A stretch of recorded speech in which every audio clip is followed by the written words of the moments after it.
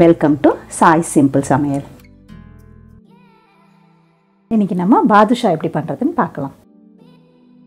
பாதுஷா செய்யறதுக்கு இன்றைக்கி நம்ம 1 கப்பு மைதா மாவு எடுத்துருக்கோம்.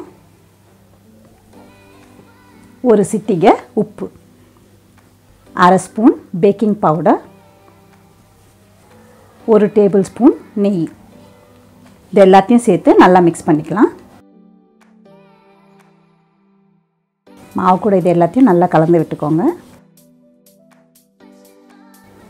இப்படி நல்லா கலந்து விட்டதுக்கப்புறம் கொஞ்சம் கொஞ்சமாக தண்ணி சேர்த்து சப்பாத்தி மாவு பதத்துக்கு பிசைஞ்சிக்கலாம்.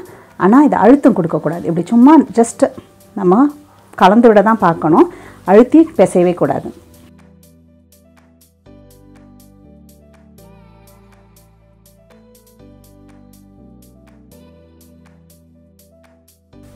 இந்த மாதிரி எல்லா மாவும் நல்லா ஈரமாகிற மாதிரி பிசைஞ்சிக்கோங்க. இப்போ இதை ஒரு மூடி போட்டு 20 நிமிஷம் ஊற வச்சிடலாம்.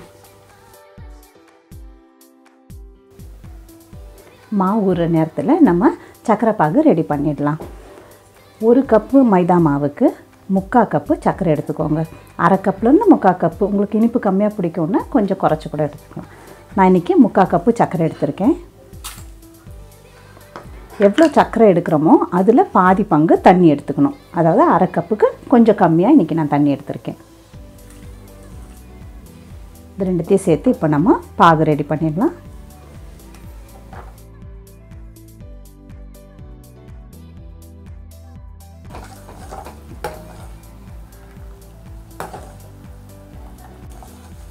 இப்போ நான் மீடியம் ஃப்ளேமில் வச்சு பாகு எடுக்க ஆரம்பித்து 6 நிமிஷம் கரெக்டாக ஆகுது.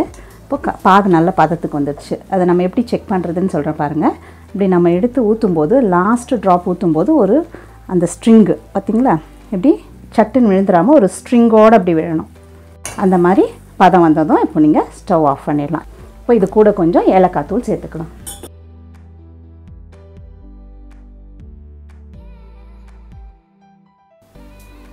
இப்போ மாவு பிசைஞ்சு 20 நிமிஷம் ஆயாச்சு. நம்ம பாதுஷா ரெடி பண்ணிடலாம். இப்போ இந்த மாவை ரொம்ப அழுத்தி பிசையாதீங்க. சும்மா ஜஸ்ட்டு திரும்ப ஒரு தடவை லேசாக அப்படியே பிசைஞ்சு விட்டுட்டு, நம்ம சுத்தமாக அழுத்தமே கொடுக்கக்கூடாது. இப்போ இதை எடுத்து என்ன சைஸில் வேணுமோ பாதுஷா நம்ம ரெடி பண்ணிக்கலாம். இப்படி எடுத்து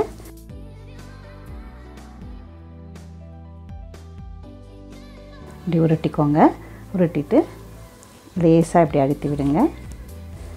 அழுத்திட்டு சென்டரில் நல்லா ப்ரெஸ் பண்ணிவிடுங்க. அவ்வளோதான்.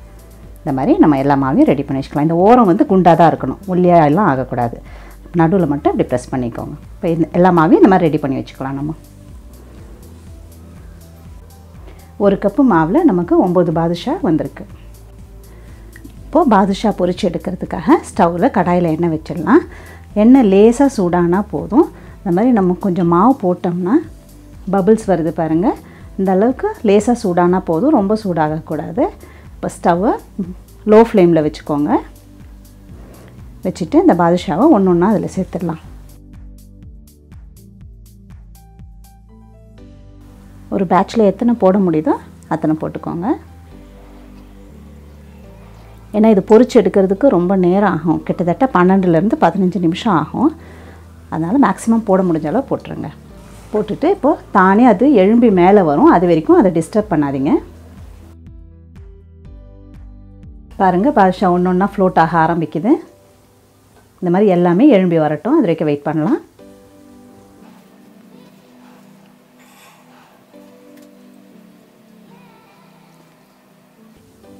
இந்த மாதிரி எல்லா பாதுஷாவும் மேலே எழும்பி வந்ததுக்கப்புறமா ஃப்ளேமை கொஞ்சம் இன்க்ரீஸ் பண்ணிக்கோங்க. மீடியம் லோவில் வச்சுக்கோங்க. வச்சுட்டு ஒரு 2 நிமிஷம் கழித்து நம்ம திருப்பி விடலாம்.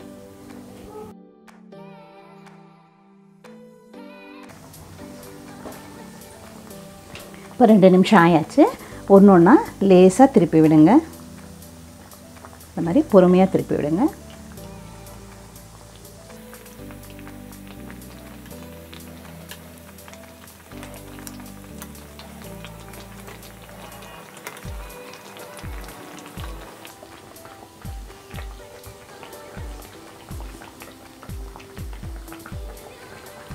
ஒரு 3 நிமிஷம் இடைவெளி விட்டு திருப்பி திருப்பி விடுங்க. எல்லா பக்கமும் நல்ல கோல்டன் ப்ரௌன் ஆகிற வரைக்கும் ஃப்ரை பண்ணி எடுத்துடலாம். அதுக்கு மொத்தமாக நமக்கு கிட்டத்தட்ட ஒரு 15 நிமிஷம் ஆகும்.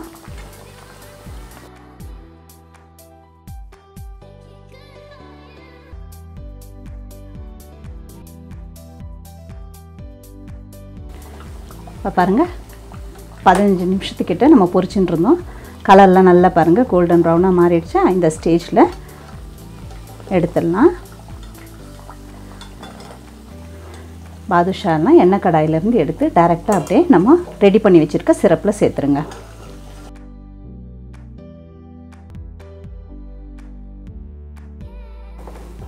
எல்லா பாதுஷாவும் சிரப்பில் ஊறுற மாதிரி நல்லா ஸ்ப்ரெட் பண்ணி விடுங்க. இந்த மாதிரி எல்லா பாதுஷாவும் சிரப்பில் ஊறுற மாதிரி வச்சுருங்க. ஒரு 5 நிமிஷம் கழித்து திரும்ப எல்லாத்தையும் திருப்பி போடுங்க. திருப்பி போட்டு 5 நிமிஷம் ஊற விடுங்க. 10 நிமிஷம் கழித்து சிரப்பில் வந்து எடுத்து வெளியே வச்சிடலாம். இன்னும் அடுத்தடுத்த பேட்ச் பண்ணும்போது இதே சிரப்பில் போட்டு 10 நிமிஷம் வச்சு எடுத்துருங்க. எடுத்து பிளேட்டில் தனித்தனியாக பரப்பி வச்சு ஆற வச்சுருங்க. ரொம்பவே சுவையான பாதுஷா தயார். ட்ரை பண்ணி பாருங்கள். இந்த வீடியோ பிடிச்சிருந்தா லைக் பண்ணுங்கள், ஷேர் பண்ணுங்கள், சப்ஸ்கிரைப் பண்ணுங்கள். சிம்பிளாக சமைங்க, சுவையாக சாப்பிடுங்க.